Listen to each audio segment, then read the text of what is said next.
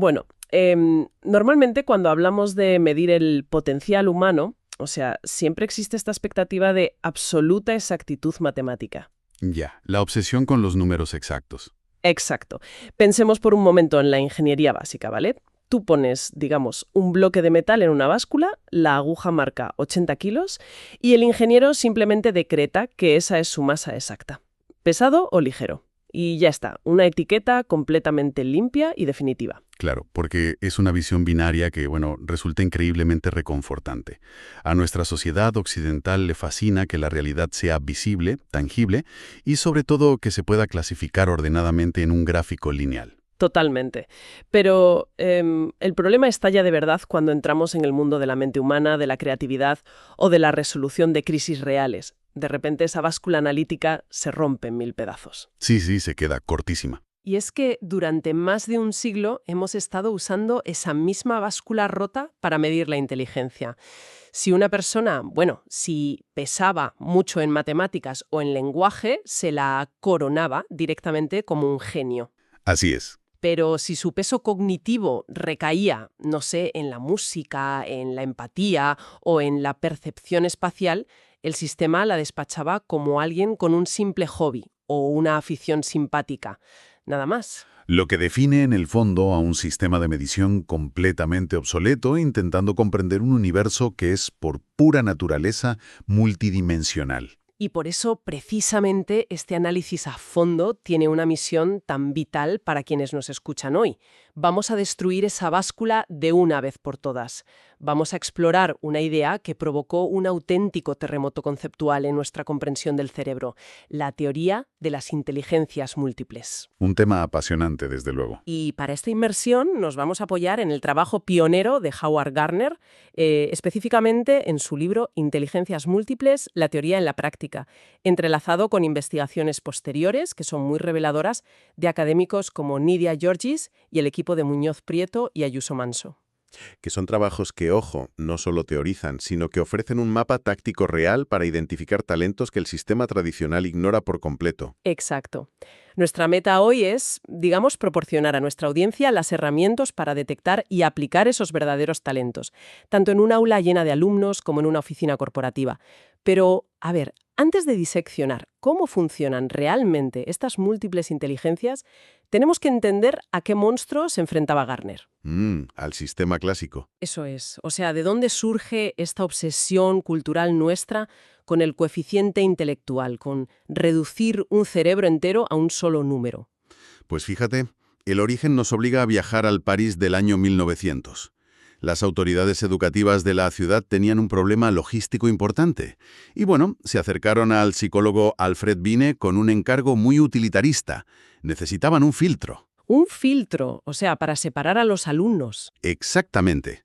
Querían una herramienta para predecir qué alumnos se adaptarían bien al entorno tan rígido de la escuela primaria de la época y cuáles darían problemas.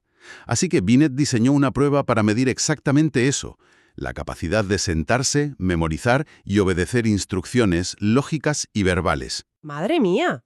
Es decir, que no estaba midiendo en absoluto la genialidad comercial ni la capacidad de liderar a una nación en crisis. Estaba midiendo quién iba a ser un alumno dócil y eficiente en la Francia de 1900. Absolutamente. Ese era el único objetivo. Pero claro, la herramienta cruzó el océano, llegó a Estados Unidos y allí adquirió vida propia. En 1912, Wilhelm Stern formalizó la métrica creando el cociente intelectual, el famoso CEI. Ah, el famoso numerito. Eso es. Estableció una fórmula matemática súper rígida, dividiendo la edad mental por la edad cronológica y multiplicando por 100. Y el impacto fue masivo, sobre todo al usarse para clasificar a más de 1 millón de reclutas en la Primera Guerra Mundial. Se convirtió de la noche a la mañana en el estándar de oro. Un estándar que construyó lo que Gardner denomina la escuela uniforme, ¿no? Un ecosistema donde existe un currículo idéntico para todos, exámenes de lápiz y papel estandarizados y, bueno, una jerarquía social que premia única y exclusivamente a quienes destacan en lógica y lingüística. Tal cual. Y Gardner argumenta que este sistema se sostiene sobre 3 grandes prejuicios de nuestra sociedad. A ver, cuéntanos cuáles son esos 3 dogmas. Pues mira, primero tenemos el occidentalismo. que es básicamente esta tendencia nuestra a idolatrar la lógica socrática por encima de cualquier otro proceso mental. Claro, el pensar que la lógica lo es todo. Exacto. El segundo es el testismo, que es una obsesión casi patológica por valorar únicamente aquellas habilidades que se pueden cuantificar de inmediato. Ya sabes, en un examen de 45 minutos. Si no sale en el test, no existe. Ya. Y tercero, el mejorismo, que es la ilusión absoluta de que para cualquier problema complejo existe una única solución correcta y una única manera válida de llegar a ella. Vale, vamos a desgranar esto un poco. Es como si, durante todo un siglo hubiéramos evaluado el valor de todos los vehículos del planeta fijándonos única y exclusivamente en su velocidad máxima en una recta. Buena analogía. Claro, porque si hacemos eso, ignoramos por completo si estamos analizando un tractor que está diseñado para arar cientos de hectáreas o un barco rompehielos construido para abrir una ruta comercial en el Ártico. O sea, si solo mides la aceleración pura, el rompehielos te va a parecer un fracaso absoluto de la ingeniería. Lo fascinante aquí es que esos test estandarizados de los que hablábamos, esa medida de velocidad de tu ejemplo, cumplen a la perfección con el encargo original de Binet. ¿En qué sentido? Pues en que predicen de maravilla quién sacará notas sobresalientes en un entorno escolar tradicional. Pero, y aquí está el problema, se derrumban estrepitosamente a la hora de predecir quién tendrá éxito una vez que el individuo sale por la puerta del colegio. Claro, porque la vida no es un test de opciones múltiples. Exacto. La vida real fuera de las aulas exige adaptación constante, lectura de emociones complejas, improvisación física, habilidades que el test de CI ignora olímpicamente. Lo que nos obliga a redefinir los términos del debate por completo. Si el CI es una métrica insuficiente, ¿cómo demonios se define entonces la inteligencia? Gardner lanza aquí una premisa revolucionaria. Dice que la inteligencia no es una vasija que se llena de datos memorizados. No, no lo es. Es la capacidad real de resolver problemas o de crear productos que sean genuinamente valiosos dentro de una cultura. Y ojo, esa coletilla final, lo de valiosos dentro de una cultura, es la clave de bóveda de toda la teoría de Gardner. Significa que el contexto dictamina la utilidad de la cognición. Y aquí es donde se pone realmente interesante. Pero, antes de sumergirnos en la lista de inteligencias, quiero plantear una duda que a mí me surge casi por instinto y seguro que a quienes nos escuchan también. Dime, a ver. ¿No resulta un poco atrevido o incluso temerario llamar inteligencia a tener, no sé, una coordinación excepcional en una clase de gimnasia o en una cancha de baloncesto? ¿O a tener muy buen oído para afinar una guitarra? ¿No corremos el riesgo de devaluar el término al llamar inteligencia a lo que toda la vida hemos considerado simples talentos o aficiones? Fíjate que esa fue exactamente la principal crítica que le hizo la psicología conservadora en su momento. Pero si conectamos esto con la visión general de la que hablábamos, vemos que la elección de la palabra inteligencia por parte de Gardner fue un acto de provocación absolutamente deliberado. Ah, lo hizo a propósito para provocar. Totalmente. Quería forzar al mundo académico a elevar estas capacidades al mismo nivel de prestigio que el cálculo algebraico. Pensemos, no sé, en un ejercicio de antropología básica. A ver. Imagina una cultura de cazadores-recolectores, sin lenguaje escrito, carente de matemáticas formales. En ese entorno, la memoria espacial para recordar rutas y la inteligencia cinético-corporal para cazar serían las inteligencias supremas. Claro, porque determinarían literalmente tu supervivencia. Exacto. Así que, al llamar a la lógica inteligencia y a la música talento, simplemente estamos exhibiendo nuestro propio sesgo cultural occidental, no una verdad biológica inmutable. ¡Wow! Es que esa perspectiva lo cambia todo, ¿eh? Deconstruye nuestra superioridad académica de un plumazo. Y para demostrarlo, Gardner no se queda en abstracciones teóricas, sino que disecciona biografías históricas donde estas inteligencias operan en su estado más puro. Sí, los ejemplos biográficos son espectaculares. Empecemos por la inteligencia musical. Él menciona el caso de Yehudi Menuhin, que es asombroso. Con solo 3 años de edad, este niño escucha al violinista Louis Persinger y parece que su cerebro sufre una especie de cortocircuito positivo. O sea, exigió un violín y pidió a Persinger como tutor. Lo que Gardner denomina una experiencia cristalizadora. No es solo que Menuhin tuviera buen oído, que lo tenía, es que su estructura cognitiva estaba preconfigurada para procesar el mundo a través del tono, el ritmo y el timbre. A los 10 años, su mente ya ejecutaba interpretaciones de talla mundial. ¡Qué barbaridad! Y luego tenemos la inteligencia cinético-corporal, donde el caso del beisbolista Babe Ruth rompe todos los esquemas. Ese caso es buenísimo. Es que a los 15 años, en medio de un partido de béisbol, critica a su propio lanzador. El entrenador se harta, le da la pelota y le dice que lance él. Babe Ruth jamás había subido a un montículo, pero al hacerlo supo instintivamente cómo lanzar la pelota. Y este es el detalle crucial, ¿eh? No es solo moverse bien. El cerebro de Babe Ruth estaba calculando variables físicas, trayectorias espaciales temporales, tensión muscular y aerodinámica de manera completamente inconsciente e instantánea. Su cuerpo comprendió la física del movimiento sin pasar por la barrera del lenguaje o de la lógica consciente. ¡Madre mía! Es el contraste perfecto con la inteligencia lógico-matemática. Aquí, Gardner utiliza a Barbara McClintock, una científica brillante, que se enfrentó a un enigma biológico sobre por qué el 30% del polen del maíz resultaba estéril. Y no se fue a una pizarra a escribir ecuaciones, ¿verdad? No. Se alejó del problema, se sentó a reflexionar y en apenas media hora resolvió mentalmente un laberinto estadístico y genético formidable antes de escribir nada en un papel. Porque vio la solución estructural en su mente antes de trasladarla a símbolos numéricos. Esa es la esencia pura de la inteligencia lógica, la capacidad de operar sobre relaciones abstractas y patrones causales desnudos, sin necesidad de anclarlos al mundo físico inmediato. Luego está la inteligencia lingüística, dominada por perfiles como T.S. Eliot. Imagínate tener 10 años y, durante unas vacaciones, decidir crear, redactar y estructurar tú solo 8 números completos de una revista literaria, manejando poemas, sátira y narrativa en solo 3 días. Es que su cerebro manipulaba la sintaxis y la semántica como si fuera arcilla, mientras que en el otro extremo del espectro cognitivo encontramos la inteligencia espacial. Ahí Gardner pone el foco en los navegantes de las Islas Carolinas en el Pacífico. Ah, sí, los que viajan sin instrumentos. Exacto. Estas personas cruzan cientos de kilómetros en mar abierto, sin una brújula, sin un astrolabio, sin mapas de papel. ¿Cómo demonios lo logran? Pues porque sus mentes proyectan mapas tridimensionales del cielo y, lo que me parece más increíble aún, sus cuerpos perciben sutiles variaciones en la dirección y la temperatura del lago para mantener el rumbo. O sea, la cognición y el entorno se fusionan. Es un procesamiento espacial de una complejidad abrumadora, que, por supuesto, es absolutamente invisible para un test de CI tradicional. No habría manera de medirlo. Claro. Y bueno, llegamos a las 2 inteligencias personales, que a menudo son las más incomprendidas, diría yo. La interpersonal, que es la capacidad de leer las intenciones y deseos de los demás. Gardner usa a Anne Sullivan como el ejemplo paradigmático. La profesora de Helen Keller, claro. Eso es. Logró conectar con Helen Keller, una niña sorda, ciega y completamente aislada.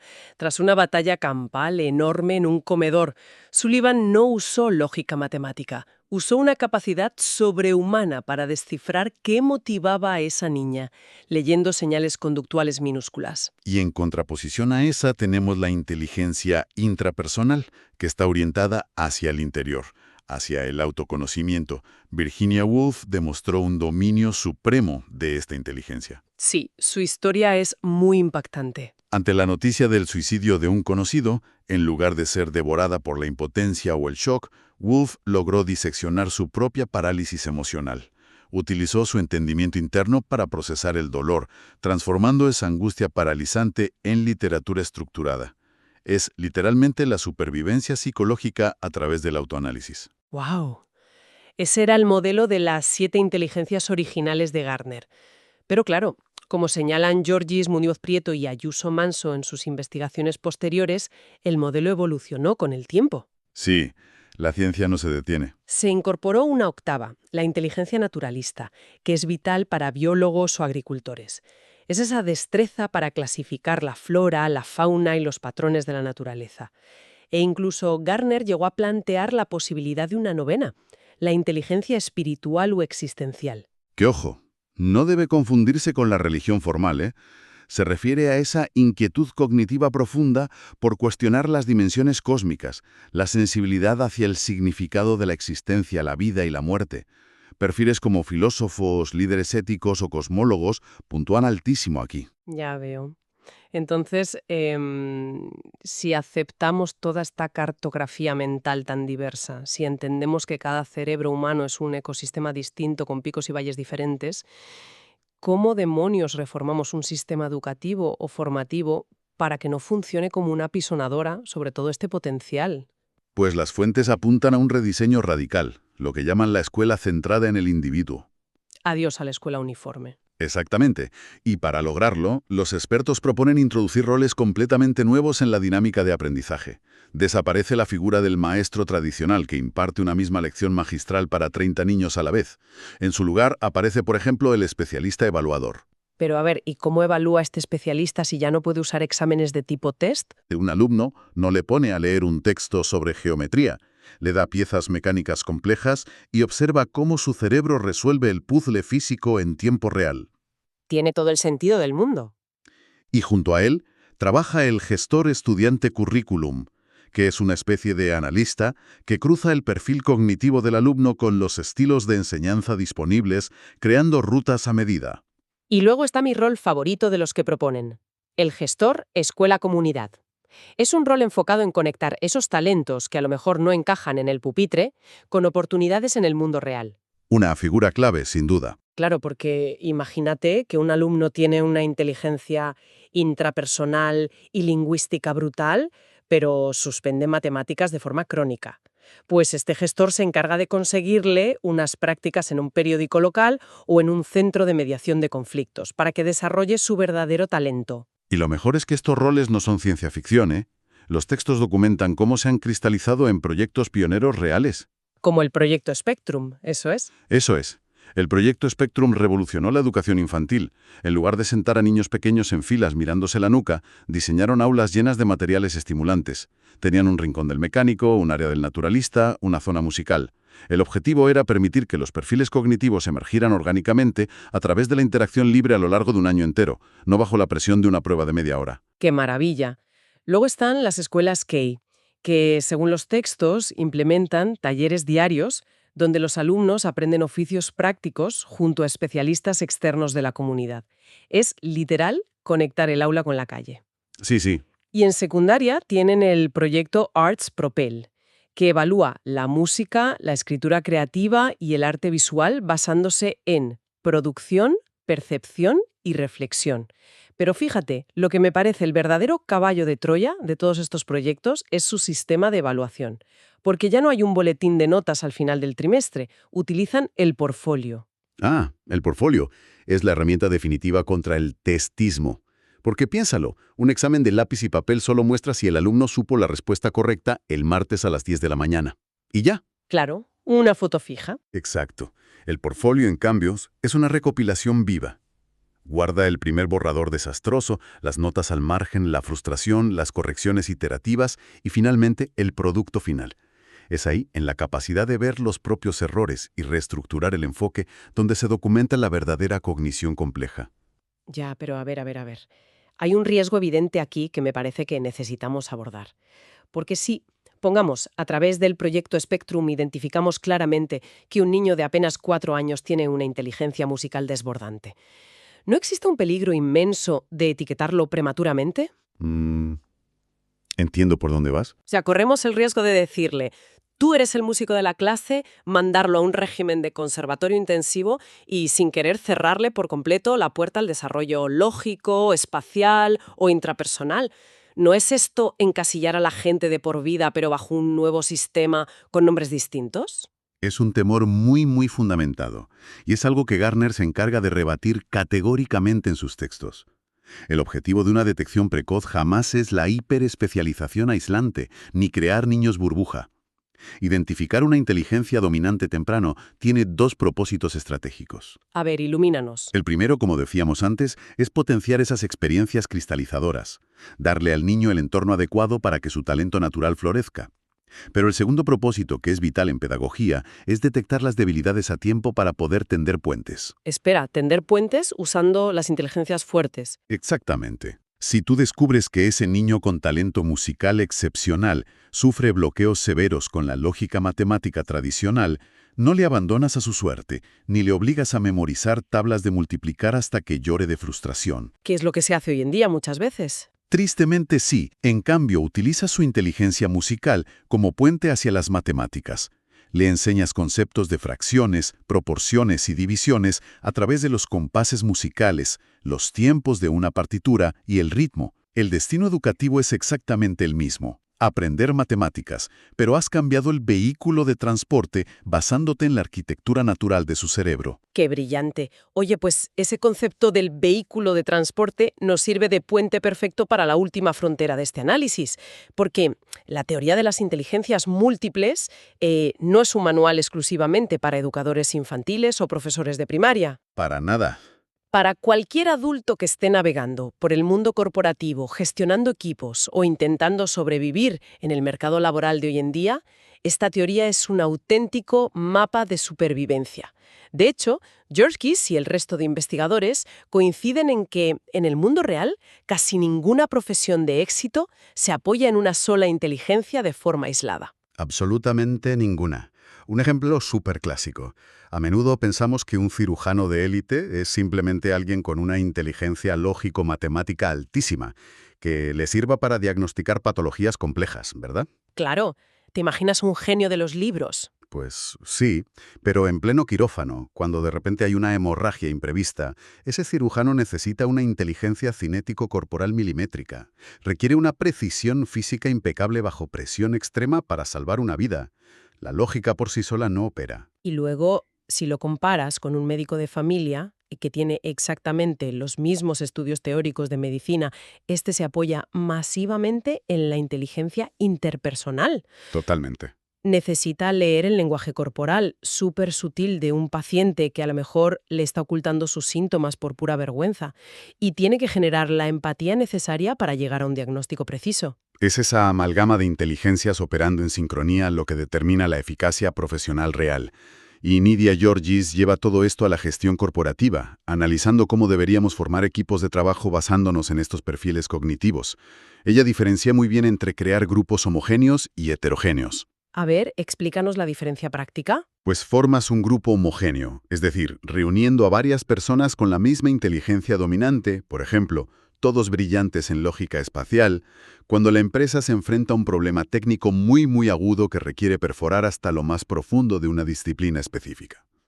Vale, para hiperespecialización puntual. Eso es. Pero en cambio, formas un grupo heterogéneo, con perfiles complementarios, para los grandes proyectos complejos y caóticos, que es donde la diversidad cognitiva brilla de verdad, porque los puntos ciegos de un empleado son cubiertos instintivamente por la inteligencia dominante de su compañero. Entonces, ¿qué significa todo esto a nivel práctico en una empresa? O sea, ¿es literalmente como armar el equipo para el atraco perfecto en una película clásica de atracos? ¡Ja! Me encanta. A ver. Si vas a vaciar la bóveda de un casino impenetrable, bajo ningún concepto contratas a 5 genios informáticos que solo sepan escribir código, porque el atraco va a fracasar estrepitosamente. Segurísimo. Necesitas al informático con su lógica matemática extrema para anular las alarmas, claro, pero también necesitas al acróbata, que es tu experto en inteligencia cinético-corporal para deslizarse entre los láseres de seguridad, y necesitas a la mente maestra con inteligencia espacial que ha memorizado el edificio en 3 dimensiones y ve las rutas de escape. Sí. Y sobre todo, necesitas al carismático experto en relaciones públicas, rebosante de inteligencia interpersonal, para mantener una conversación súper encantadora con el jefe de seguridad mientras el resto trabaja. El todo se vuelve inmensamente superior a la suma de las partes. Es un ejemplo perfecto. Y fíjate, esto plantea una pregunta de suma importancia sobre cómo se juzga el fracaso en el entorno laboral de los adultos. Cuéntame más. Frecuentemente, si un trabajador no logra dominar un nuevo software de la empresa o no comprende un rediseño del flujo de trabajo, el veredicto inmediato de la gerencia es que ese empleado carece del intelecto necesario, que no da la talla. Pero, si aplicamos las gafas de las inteligencias múltiples, descubrimos que el fracaso rara vez es un defecto intelectual del receptor, casi siempre es un fallo garrafal en el canal de transmisión. O sea que intentar explicar un concepto tridimensional a alguien que procesa la información de forma cinético-corporal usando un documento PDF de 40 páginas Es básicamente un acto de sabotaje gerencial. Y ocurre a diario en todas partes. Estás forzando datos a través de una tubería que está bloqueada por diseño. Si el líder del equipo reconoce esto y cambia el formato, quizá, no sé, entregándole un prototipo físico que pueda manipular o un esquema visual en lugar de texto denso, la comprensión se desbloquea instantáneamente. Muchos de los fracasos de rendimiento en las empresas son en realidad simples errores de traducción pedagógica. ¡Wow! Es un cambio de paradigma brutal que transforma por completo cómo vemos el talento a nuestro alrededor. Madre mía, la verdad es que hemos recorrido un trayecto inmenso en este análisis a fondo. Desde luego que sí. Empezamos en un aula de París en el año 1900, examinando cómo Binet creó, sin quererlo, un embudo que limitó el potencial humano a lo estrictamente verbal y matemático. Y bueno, gracias al trabajo de Gartner y a los investigadores posteriores que hemos visto, hemos desembocado en una visión rica, dinámica y súper pluralista del cerebro.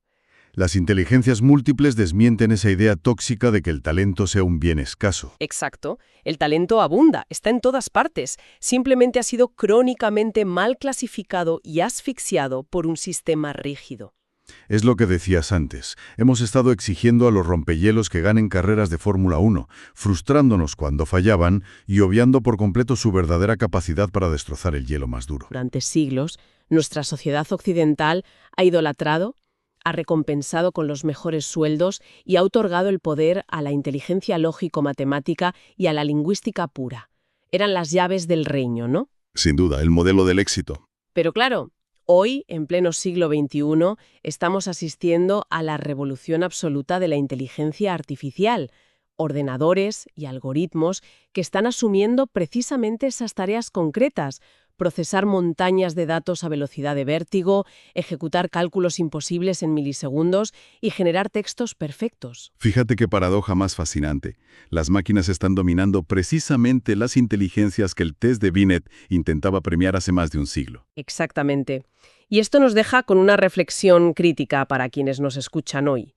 Si las inteligencias artificiales se van a encargar de lo lógico y lo verbal de manera muchísimo más barata y eficiente que cualquier ser humano, evolucionaremos inevitablemente hacia una economía y una sociedad donde la inteligencia cinético-corporal, la aguda sensibilidad espacial y, sobre todo, la profunda empatía interpersonal e intrapersonal se conviertan de repente en las habilidades más cotizadas, raras y valiosas del planeta. Es muy probable. Es que es muy posible que el futuro pertenezca a aquellas mentes que no se comportan como calculadoras. Es un escenario extraordinario para darle una vuelta y reflexionar. Así que la próxima vez que se intente evaluar de un solo vistazo el potencial de alguien, ya sea en un pupitre de un aula o en una sala de juntas, hay que recordar siempre esa báscula rota del principio. La mente humana jamás fue diseñada para ser pesada en una sola métrica. Es un universo complejo que sigue esperando a ser explorado. Muchas gracias por acompañarnos en este análisis a fondo.